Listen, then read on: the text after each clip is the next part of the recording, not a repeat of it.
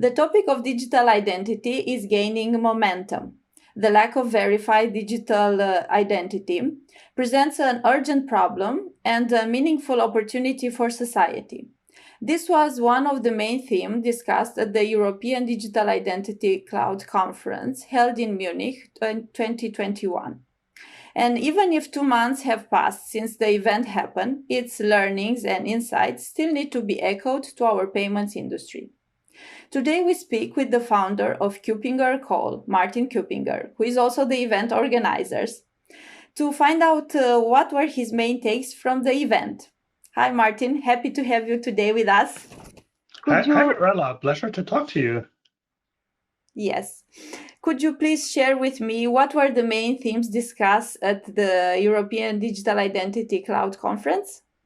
Yeah, so at our main conference, so the European Identity Cloud Conference is our flagship event. We cover, I would say, everything which is relevant around digital identity and related themes. So there's also clearly it's branching out into cloud security, cybersecurity themes, which in some way are related to identity. And identity and access are, as we know, are cornerstones of everything we do in security. So it was a broad range of themes, and clearly also many of these themes being of high relevance for the finance industry, and also all that content is available online. So this year we did a hybrid event where we had people on site in Munich, but also the option to attend via the internet. And so we recorded all the sessions, made it available afterwards. So there's a really broad range of information available. Okay, now referring more to the financial industry, and strictly referring to the global bank identity scheme, I know that during the event the GAIN project was announced. How is this unfolding so far?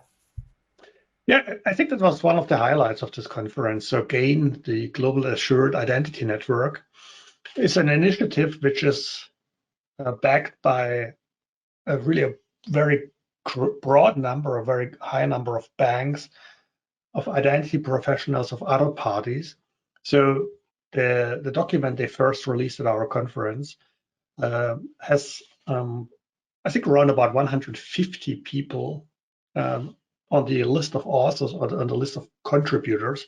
So people who either wrote parts of the document or which reviewed the document. And so there was a significant interest in this theme from the very beginning. It was also picked up in a lot of other talks. We also did a lot of stuff around it later on. We saw also others looking at that, and I think it was a really good start for a very interesting idea, I believe. And I assume we will talk about the details of GAIN in a minute. But it kicked off very well, and I think it is just because we need something to get better in the way we handle identity. So how can we have assured, strong, verified identities that are anyway very easy to use, that don't impose all these hurdles we have usually with strong assured identities for the user? And that is what GAIN is about. I think it's a great thing. So you mentioned better ways of handling identities, easy to use. So if we think about identity like a puzzle, of a portable and universal usable identity as a puzzle, and let's think now, who are the most critical stakeholders within the industry that make parts of all this puzzle coming together for better handling identity and easy to use?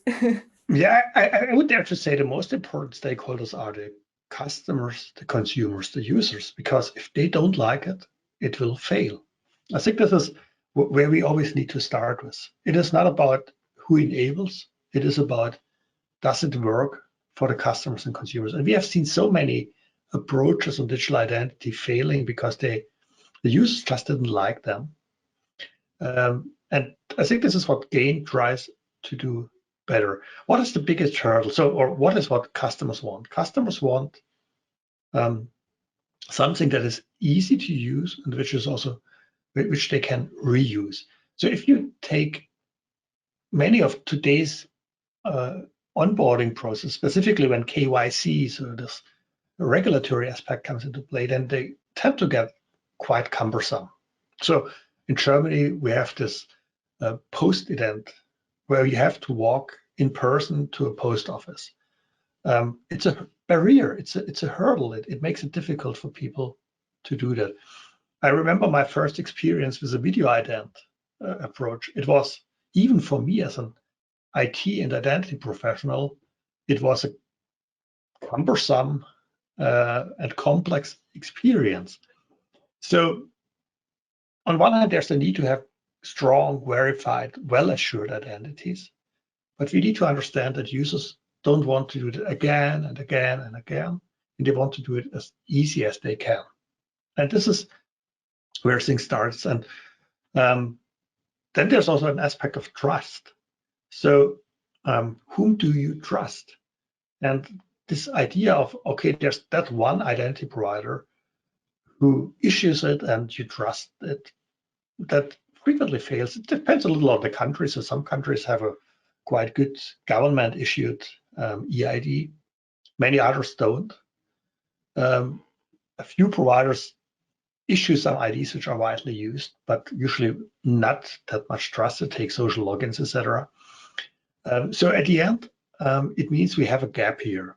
And that is where Gain steps in, saying, okay, we have these banks and other institutions. So this is not limited to banks, the financial industry. It is an open network, but it started in the banking space because there's a logic. You have the banks, they know their customers, they have verified their customers, they are working closely and intensively with their customers. So they are in some way trust providers. They have relationships.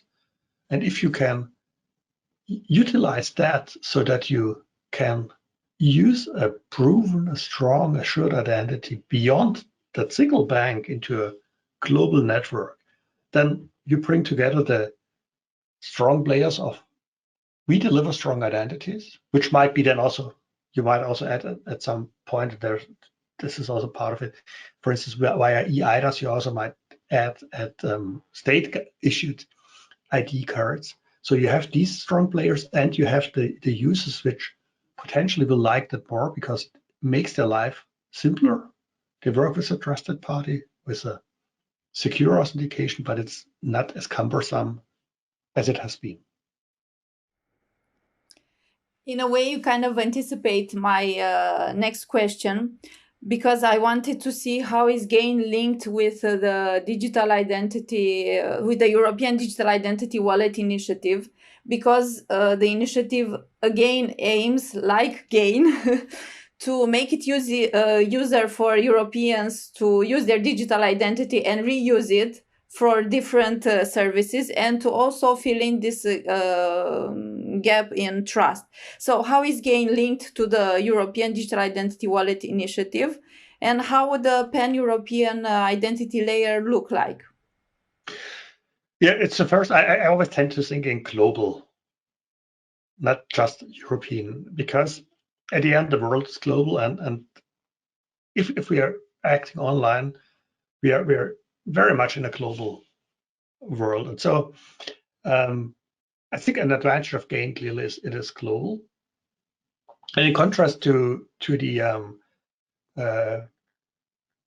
wallet initiative, for instance, of the European Union, there are other initiatives like that.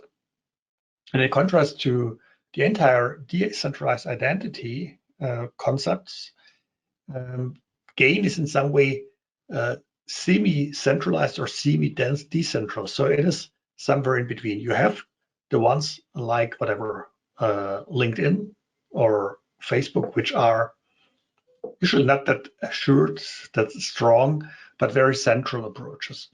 From a country perspective, you have also national EIDs, which are centralized. You have the world of decentralized on the other side, and Gain is somewhere in the middle. It says we have these providers, and for the perspective of Martin being a customer of his bank, it's first he's working with his bank, but this network then opens it up so that it can be used way broader. So it is a mix. is there really a competition between these approaches? Maybe at some levels, but we see that a lot of the players from the decentralized identity space have been very active in GAIN. So it seems that a lot of them said, okay, this helps us because at the end, it's another way of delivering a strong assured identity. It's also the question that also is, where does it end up? So I think these things are very complementary. And so users will have some way to store, probably more than one wallet to store identities. They will have always, I'm quite sure, more than one identity. And organizations on the other side will always accept more than one approach. So we have maybe the traditional login approaches where someone registers at that bank or at that e-commerce shop or wherever. We might instead say, okay, the alternative to that login is your decentralized identity you pick out of your wallet or your GAIN identity. And the call to action in some way to all these providers is to get more flexible and to understand which of these identities and the authentication behind it delivers which level of assurance.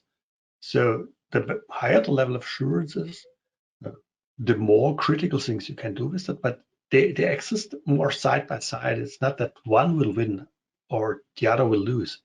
It is about clearly some transition to reusable identities. That's important. That is the future. But there's room for different approaches, and there will be different approaches that exist in parallel. We will not have the one identity which rules everything. So, in a way, the national silo thinking within European member countries, because there are many digital identity initiatives within Europe, can be seen on this aspect of complementarity and a call to action for them to be more flexible in a way that would fit into the global digital identity initiative. I mean, how can we balance complementarity and competition? Yeah, but I think it's not a good idea of a state to say we want to have the most used one or so. It is about enabling business. That is the reason why we do that. That should be the job of a government to say, what can we do to foster business, to make digital business easier to implement, more secure, easier to use. This is really business development. That is the job of the state, this is the job of the government. And for these initiatives, it is then important to understand, again, what will the users need? How to make it work for them? And this is the only correct way, I believe, to look at it. Not how can I control as a state all these identities or something like that, but how do I make these things work in a reliable and trustworthy manner? And eIDAS as a regulation already shows for quite a while that there's a need for interoperability because otherwise it will not work. And this is, I think, a good example for that. We need this interoperability, and we also should think about how many different initiatives do we need. I think in Germany we currently have more than one. I think 3 or 4 driven by the government, and that means that if we have 3, then we probably have at least 2 too many, maybe 3 too many because there's a European initiative. And these limited perspectives of a state. Look at the challenges the GovID in the UK had for a very long time, way below expectations. Take as a little or a related but not exactly similar thing. Take the email. So this secure mail approach by the German state, it greatly failed because if you think too narrow, and if you don't think from the user, but from the government perspective, you will fail. And that is what GAIN brings. And GAIN says, okay, we need it. We need to cooperate. And we need to do it as a network with a global perspective, not as a too narrow initiative. So it's all about thinking big, thinking from the perspective of the consumer, and solve interoperability. And in a way, this is how, we can solve the digital identity dilemma. And lastly, more like, let's say, learning point. Which sectors are already getting ready for the adoption of digital identity? I mean, from where can we learn? What has been done so far in a good... I think we can learn from a few countries. So some countries did a good job with their, in that case, national IDs, but they made it, they ensured a broad usability. I think when you take gain, if you look at more the bank ID in the Nordics, it's a good sample because this is in some way a related model here, which is about having a shared, a reusable identity. So this is, I think, a very good sample for how this might then evolve to a global scheme over time. But I also think we see a lot of industries which are not good samples for learnings. So banks up to sort of in the pre-gain phase until they adopt gain are one of the samples. You need to do that for per bank. Not the best idea, but even worse if you look at e-commerce. Most e-commerce sites still just offer username password authentication. An insecure type of authentication, which factually has been declared as being insecure, as being a bad practice by the US CISA, so their cyber security agency, which gives the guidelines. And so I think we have more bad examples than good examples until now, and it's time that we get better. And I'd like to have a world where I have a few identities I have under control, which are strong, assured, and which I can use instead of registering again and again. Therefore, I'm looking forward to have a follow-up of this interview in the near future, where we would come with good examples from where, we can pass on. So thank you so much, Martin, for this discussion around digital identity. And we look forward to the next edition of the European Cloud Identity Conference. Thank you and welcome.